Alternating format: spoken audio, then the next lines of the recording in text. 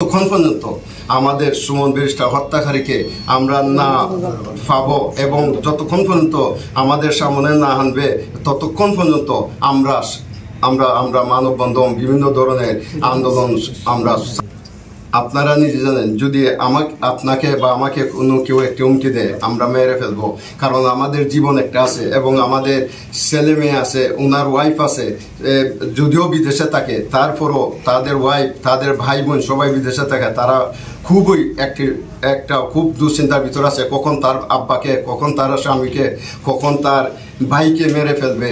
এবং তারও একটা জীবন আছে, বিশেষ করে সে তার পরিবারের কথা চিন্তা করে না, করে সোনারঘাট এবং মাধবপুরের জনগণের জন্য। জনগণের কি হবে? কারণ যেভাবে সে সংসদে গিয়ে আমাদের সোনারঘাট এবং মাধবপুরের যেভাবে উন্নয়নের কাজ উনি শুরু করেছিলেন এবং করতেছেন, অনেক আমরা সবাই এত খুশি এবং এইরকমভাবে কাজ করতেছে আমরা বলার বাইরে। এখন আজকে 2 সপ্তাহ ধরে উনাকে হুমকি দেওয়াতে উনি আজকে এলাকাতে আসেন নাই। আমাদের উন্নয়নের কাজ সব বন্ধ হয়ে রয়েছে। আমরা চাই তাড়াতাড়ি উনি আমাদের কাছে ফিরে এসে আমাদের উন্নয়নের কাজ করুক, এবং উনি যদি আমাদের এখানে না আসে আমরা সবাই চিন্তিত।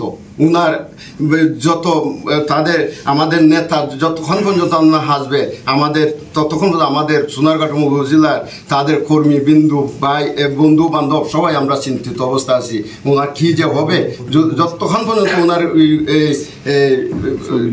ষড়যন্ত্রকারীকে ধরে নামবে ততক্ষণ পর্যন্ত আমরা ভিতর শান্তি এবং আমরা খুব ভয় ভীতিতে আছি। Thank you. ধন্যবাদ।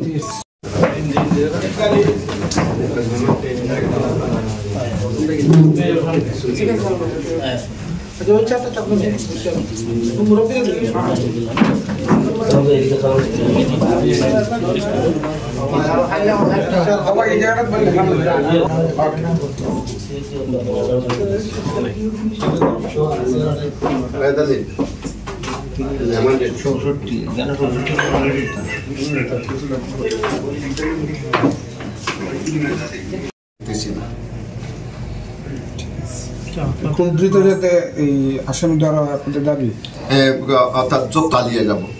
এখন যে কোনো গুরুত্বপূর্ণ ঘটনা বা কোনো অনুষ্ঠানে উনি অ্যাটেন্ড করতে আসলে সমস্যা হয় কি না, বা উনি ভয়ে ভয়ভীতি থাকে কিনা এই সময়টা বলতে না।